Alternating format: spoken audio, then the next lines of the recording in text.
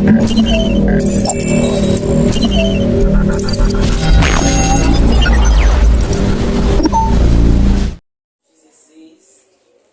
partir, eu falei 16, mas eu vou falar um pouco mais. Um versículo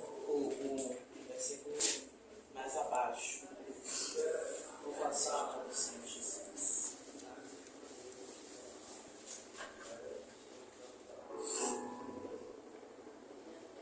Aleluia, todos acharam? Amém. Amém. Verso 25. Acharam? Amém.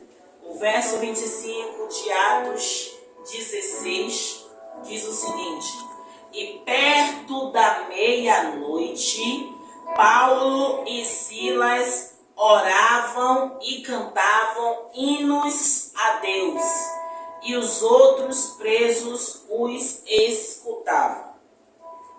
Aí vocês podem me perguntar assim, missionária, mas a senhora falou antes verso 16. Mas quando eu estava lendo ali, o Espírito Santo me atinou para o verso 25. Meu coração é o que ele quer falar comigo e com você essa noite. Verso 25 eu vou repetir. E perto da meia-noite, Paulo e Silas oravam e cantavam hinos a Deus, e os outros presos os escutavam. Essa história que aconteceu com Paulo e com Silas, a gente já conhece, tem até um louvor que fala sobre isso. Mas o Espírito Santo quis trazer ao meu e no seu coração que, independente da situação que Paulo e Silas estavam enfrentando naquele momento, eles faziam algo que nos ensina a fazer também. Eles oravam e cantavam.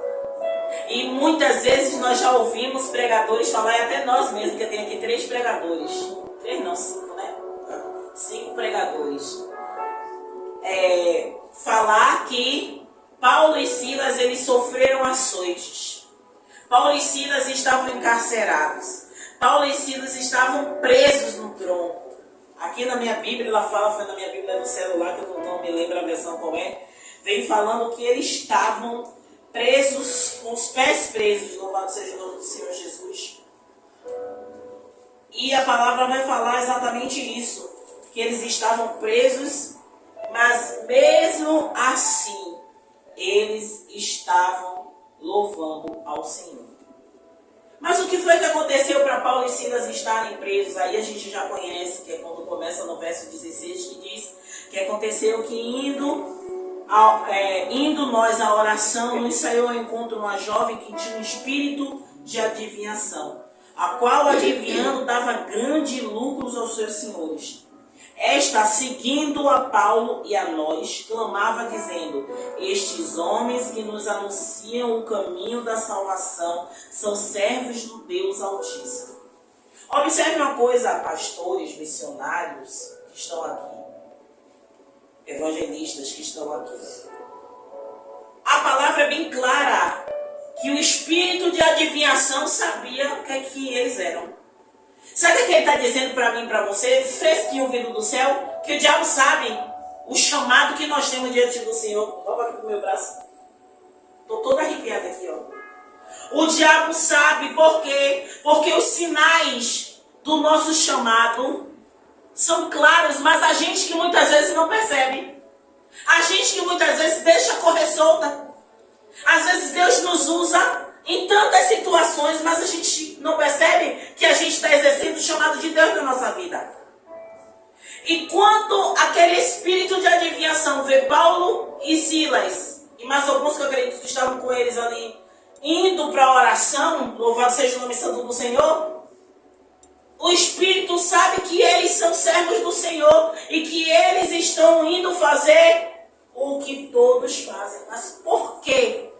Só aquele Espírito fala só deles que estão indo à oração. Não tinham outros também indo à oração, sim ou não? Sim. Porque era costume, sim ou não? Sim. Era costume. Mas por que aquele espírito de adivinhação encasquetou de seguir a eles? Porque encontrou algo diferente neles. Ele sabia o projeto de Deus na vida daqueles homens. O espírito imundo sabe o projeto de Deus na sua vida. O espírito imundo sabe os passos que Deus trilhou para você. Eu estou falando, estou toda arrepiada aqui. E qual é o projeto do espírito imundo? Parar. Parar a mim e a você. Frustrando, decepcionando, caluniando, até falando palavras bonitas para quê? Para entrar no nosso coração e a gente sentir que a gente é importante.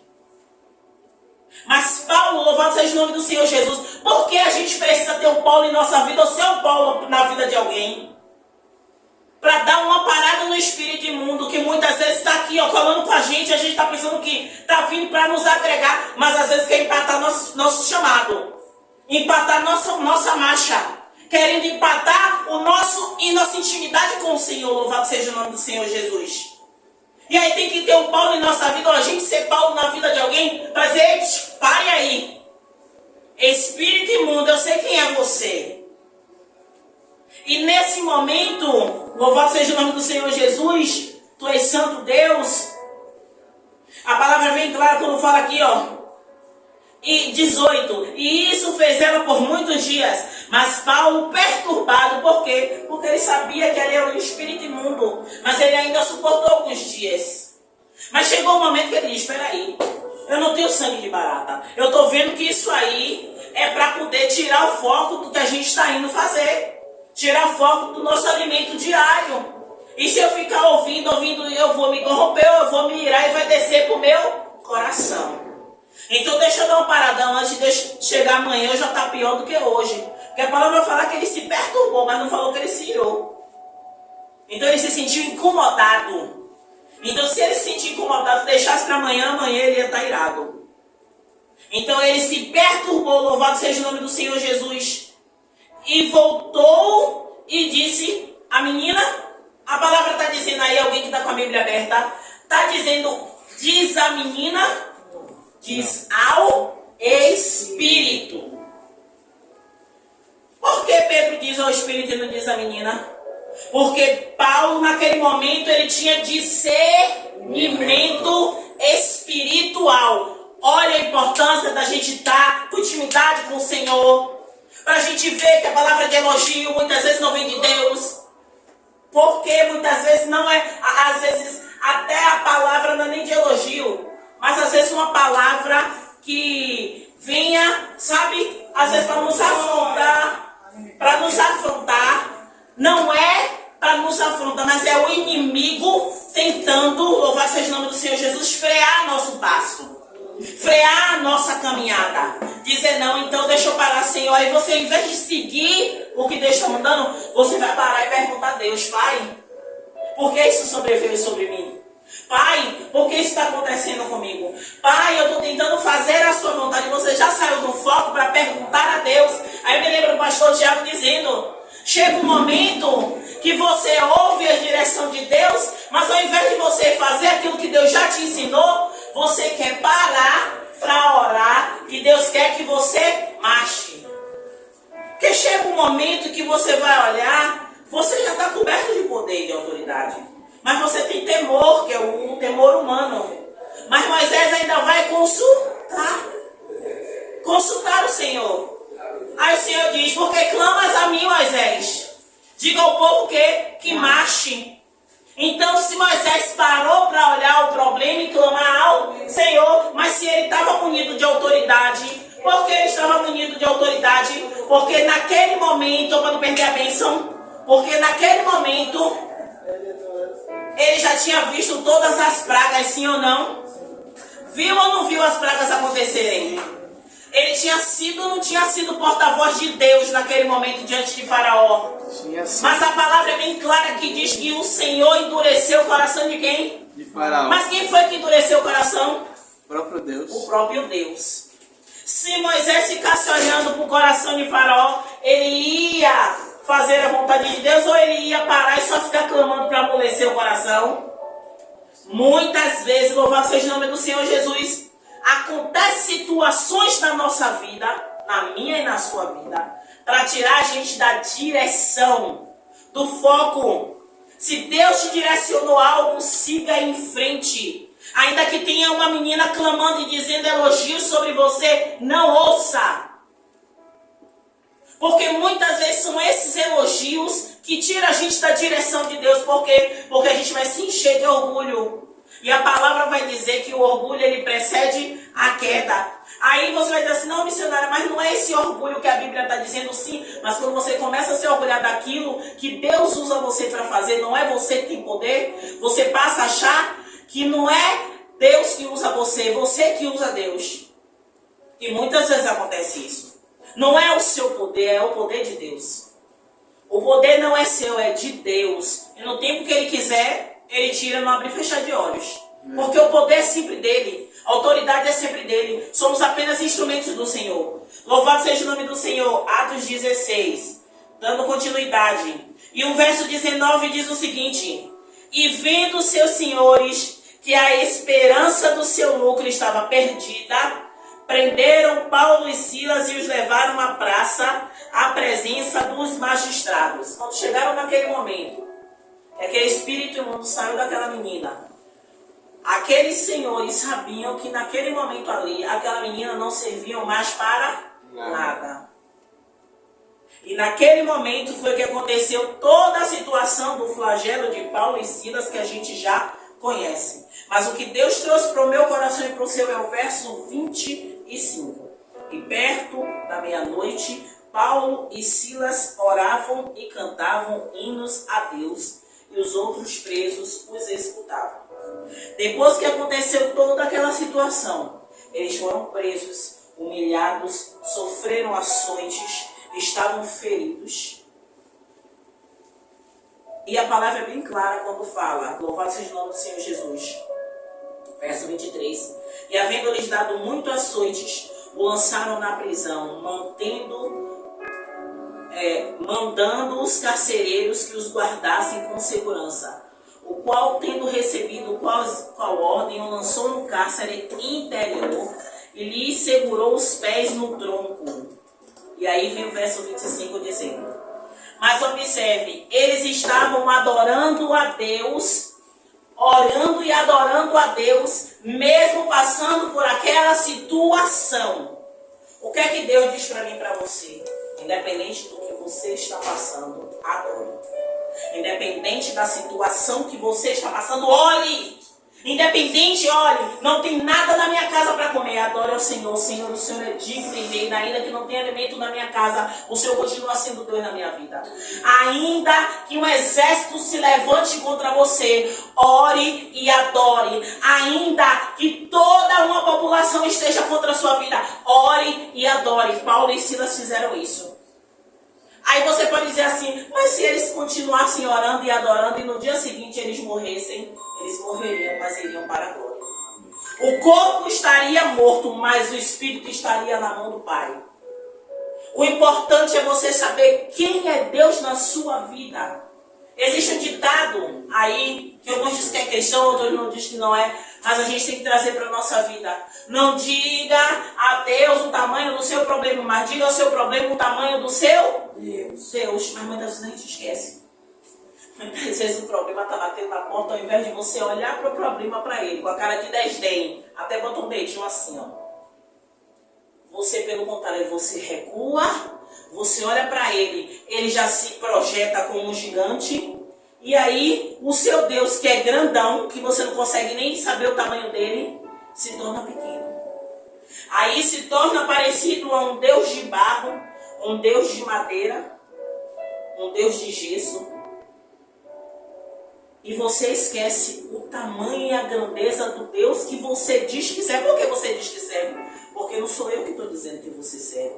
Muitas vezes é você que diz que serve, mas recua. Enquanto Paulo e Silas estavam feridos. Paulo e Silas não sabiam o que ia acontecer no cárcere naquele dia.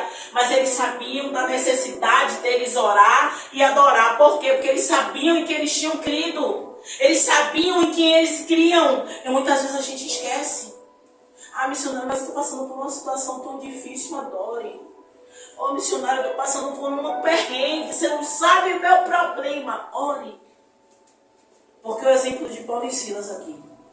Eu não precisava nem ler o verso 26, porque a gente já sabe o que foi que aconteceu naquele cárcere. Mas a palavra é bem clara. Que diferente de Pedro, que Pedro, quando chegou, o anjo chegou e levou Pedro para fora. Mas quando abalou o cárcere, ficaram todos lá dentro. Porque o intuito não era eles saírem. Vamos ler a palavra do Senhor, e é bem clara quando diz aqui. O cárcere tremeu, a parede balançou, o terremoto aconteceu, mas eles continuaram lá dentro. Não saiu ninguém. Não saiu ninguém, porque Deus tinha um projeto maior. O projeto do Senhor era bem claro quando está dizendo aqui que mesmo feridos, mesmo machucados, mesmo sem certeza do que poderia acontecer no dia seguinte, eles adoravam. Deus está dizendo, Marley, vá para lá. Deus está dizendo para mim e para você. Essa sacola, meu cachorro estava brincando, tá com cheiro do meu cachorro. Não tem importância, não é porque ele estiver te incomodando, não você tira ele daí. Deixar. Independente da situação, Deus está falando o tempo inteiro para mim e para você aqui. Independente da situação que você chegou aqui hoje. Ore e adore. Ore e adore. Não importa o tamanho do seu problema. Projete Deus infinitamente vezes maior do que ele. Lembre, quando você estiver em dúvida do tamanho da grandeza do Senhor, lembre de Lázaro. 4 dias morto. 4 dias morto. E Jesus diz, Lázaro, saia para fora. Sabe o que Deus está dizendo? Eu ressuscitei um morto. Mas não foi só Lázaro. Lázaro já tinha 4 dias. Mas ainda tinha o filho da viúva de Naim. Que quando dizem que naquela época, né? Tiravam os órgãos, né, pastor Tiago? Como foi que aquele jovem ressuscitou, pastora Valquíria? Como foi isso? Como foi? Porque diz que tira os órgãos, louvado seja o nome do Senhor Jesus, e aquele menino estava sem órgãos, Isaac. Aquele menino estava dentro daquela esquife ali, sem órgãos. Como é que Jesus faz aquele jovem ressuscitar sem nada oco por dentro? Se você parar para ler a Bíblia, você vai dizer coisa de louco, porque a gente é louco, a gente crê num Deus que faz isso. A mulher do fluxo de sangue, louvado seja o nome do Senhor Jesus, ela pensa, Isaac, se tão somente eu tocar na orla das vestes dele, eu serei curada. Ela pensou. E quando ela tocou, a fé dessa mulher já era tão grande que quando ela tocou, Jesus fez, alguém me tocou. Só que acompanhava Jesus era uma multidão. Sabe aquele chicletão? Acho que era pior que chicletão. Que é todo mundo colado, todo mundo junto. Acho que era pior que chicletão, porque o pessoal se segurava. Era em um só, chicletão é todo mundo. Não é pulei carnaval atrás do chiclete. E é viola. Então, é todo mundo apertando Jesus, todo mundo tocando em Jesus. E aí ele fala, alguém me tocou. Aí quer que os discípulos dele, aí eu digo, carnais. Olha, carnais. Se Paulo estivesse ali, ele dizia, tocou mesmo, que eu também senti. Coisa da missionária Rosana. Né? Se Paulo estivesse junto, o pastor dizia, olha, tocou, também senti, olha, também, passou por aqui no rastro perto de mim. No espiritual. Mas eles viram no carnal. Como, mestre? O senhor fala que aqui me tocou, se todo mundo te aperta e te toca. O senhor toca diferente. E é esse toque que o Senhor quer que a gente faça nele. Sabe? É esse toque. É um toque diferente. É um toque que a gente não precisa gritar para mostrar ele que a gente está chorando. É um toque que a lágrima nem desce. Mas ele sabe que o coração está sangrando. Sabe? É um toque que a voz não consegue nem sair para dizer assim, Jesus me ajude. Mas lá dentro, cada batida do coração é um clamor ao Espírito Santo para ajudar. É esse toque que o Senhor quer. Sabe? É um toque verdadeiro. É um toque que penetra. E a gente sabe que o Senhor está que estamos tocando o Senhor sem abrir a nossa boca. Porque às vezes a gente acha que o tocar, que o falar muito, que até o orar em línguas vai chegar lá no céu e vai causar um impacto. Aí a palavra é bem clara quando ela diz que a gente não sabe orar como convém, mas que o Espírito Santo, com gemidos inexprimíveis, intercede por nós diante do Senhor. Porque a gente não sabe orar, a gente não sabe orar, ainda que oremos em línguas, que seja para edificação nossa, a gente não sabe orar, às vezes é um silêncio, às vezes a graça do Senhor está tão grande que desde a hora que começou a palavra que eu estou me arrepiando e o ventilador não está nem chegando em mim.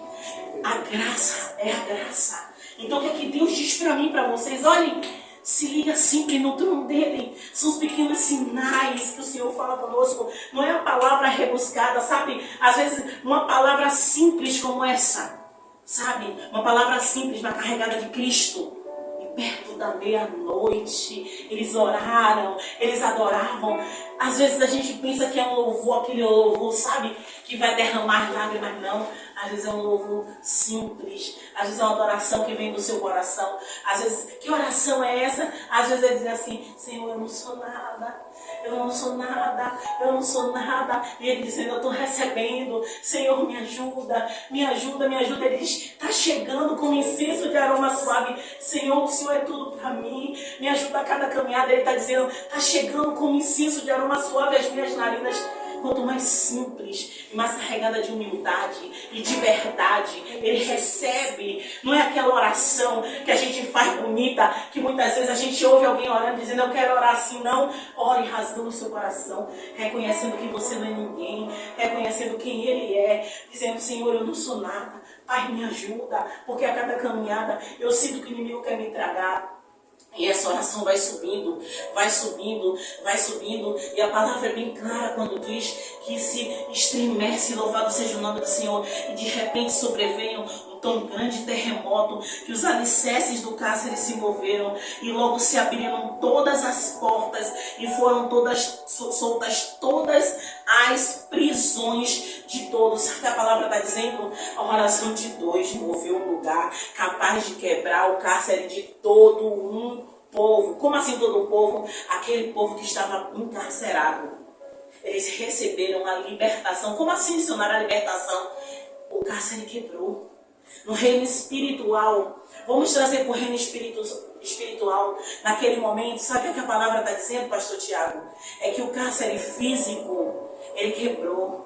A corrente quebrou, as portas se abriram, mas no reino espiritual, aqueles homens que ouviam, porque se você lembrar, a palavra vai falar que enquanto eles louvavam e eles oravam, os presos ouviam. Se eles ouviam, a palavra também diz, a fé vem no ouvir. E o ouvir a palavra de Deus. Naquele momento, aquela oração e aquele louvor estava penetrando naqueles homens. Porque se o intuito era libertar só dois, só libertava dois como libertou Pedro. Mas não, todos aqueles homens foram libertos, mas o liberto do cárcere espiritual é o que muitas vezes Deus quer fazer em nossa vida. Às vezes Deus quer usar dentro de uma casa para libertar toda uma família. Às vezes você vê sua família de um jeito e você diz assim, meu Deus, não tem jeito, mas Deus está dizendo, eu quero usar você para quebrar esse cárcere. Eu quero usar você para quebrar todas as cadeias. Eu quero usar você para libertar a sua família. Orando e louvando, orando e louvando, orando e louvando, dessa forma que Deus quer fazer. É a forma simples. Às vezes a gente acha que a gente pregando para a família ou mostrando que a gente é santo, que vai convencer. Não, a gente não convence ninguém de coisa alguma. A Bíblia é bem fiel quando ela diz que é o Espírito Santo que convence o homem do pecado, da justiça e do juízo. E bem abaixo a palavra vai dizer que os carcereiros eles ficaram apavorados, porque eles acharam que aqueles homens fugiram. Mas Paulo foi bem claro que ele sacou a espada para se matar, porque ele achou que aqueles homens tinham saído. E ele disse, todos estão aqui, fique calmo, todos estão aqui. Sabe o que a palavra está dizendo para mim e para você?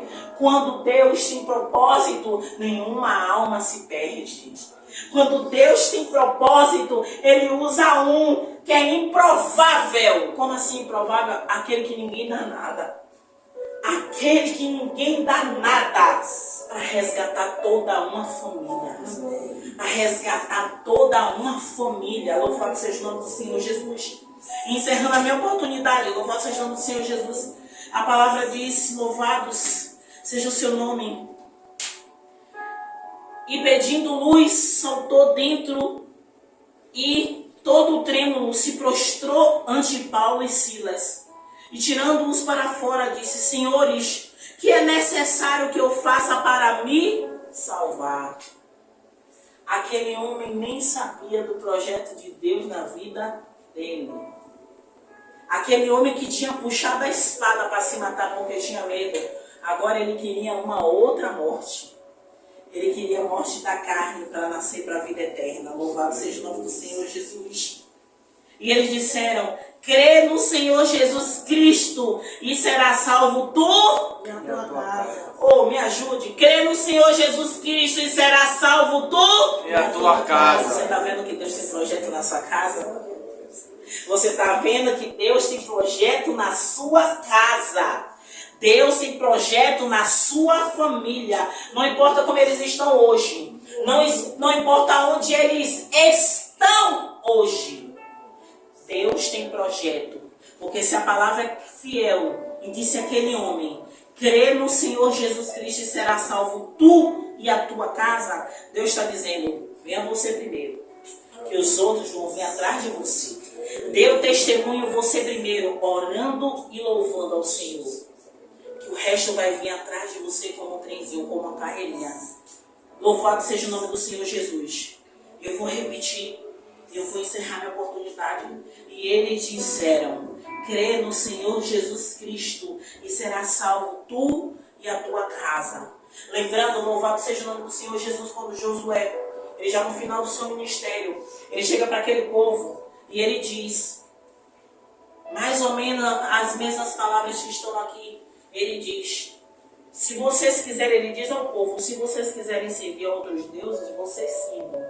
Mas eu e a minha casa serviremos ao Senhor. Ele está afirmando que assim como aquele povo foi ensinado, a casa dele também. Mas ele afirma que ele e a casa dele não iria apostatar da fé. Ele e a casa dele continuaria servindo ao Senhor. Por isso que ainda que todos digam que a sua casa, ou seu familiar, ou seu parente não tem mais jeito, o homem pode dar um decreto, mas a última palavra ela vem do Senhor. Enquanto Deus não der um decreto, e eu acredito que Deus muda a sentença. Deus muda a sentença. O rei Ezequias, não é pastor Tiago? Rei Ezequias, o profeta Isaías chegou com a sentença para ele. E aquele rei recebeu a sentença de morte. Arruma a sua casa. Não, arruma a sua casa que dessa doença você não vai sarar. Então arrume sua casa, organize tudo aí, porque daqui a pouco você vai embora. Mas observe o que é uma vida com Jesus. Por que eu digo assim que é uma vida com Jesus? Porque todos aqui somos pecadores. Todos na face da terra são pecadores. Alguns com pecadinho, outros com pecados maiores, mas todos somos pecadores. Então ninguém pode apontar para o outro. A Bíblia é bem clara quando ela diz assim: com a mesma medida que você medir, será medido. Então isso quer dizer, se você julgar, você vai ser julgado. Então todos nós temos pecados. Todos nós. Mas qual é a diferença? Quando Josué ele fala: eu e a minha casa serviremos ao Senhor. O Senhor, ele se alegra quando a gente decretar isso. Mas o inimigo se enfurece. Aí a situação vai ficar mais difícil. Por quê? Porque o inimigo vai dizer: agora eu quero ver você cair.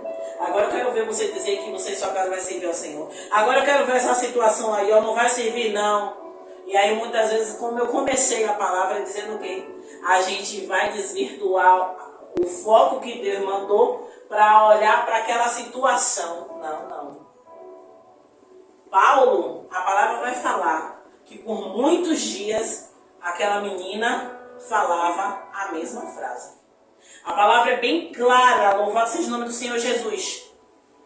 Ela, por muitos dias, ela falava: estes homens que nos anunciam um caminho de salvação são servos do Deus Altíssimo. E isso fez ela por muitos dias. A Bíblia não vai falar se esses muitos dias são 2, 3, 4, ou se são 10, 15. Eu sei que chegou um momento que Paulo disse: peraí, agora não. Agora eu tenho que dar um paradão. Então, voltando ao último versículo que eu estendi mais, E eles disseram: crê no Senhor Jesus Cristo e será salvo tu e a tua. Agora eu quero só você que crê que você e a sua casa servirão ao Senhor, se não são todos os servos ainda. Levante a sua mão e você vai decretar essa mesma coisa que eu vou falar. Eu e a minha casa serviremos ao Senhor. Eu e a minha casa serviremos ao Senhor. Sim, essa daí foi para Marlene se assustar, mas Marlene nem se assustou. Essa palavra você tem que dizer com fé. Mas ainda com mais fé, sabe para quê? Porque para que o inferno ouça, que ainda que você diga com a vontade do seu coração, mas é o Espírito Santo que vai te ajudar a vencer todas as guerras. Eu e a minha casa serviremos ao Senhor. Eu e a minha casa serviremos ao Senhor. Dá uma salva de palmas para o Senhor. Glória a Deus. Glória a Deus. E assim eu agradeço a minha oportunidade, pastor Tiago. Venha, pastor Tiago.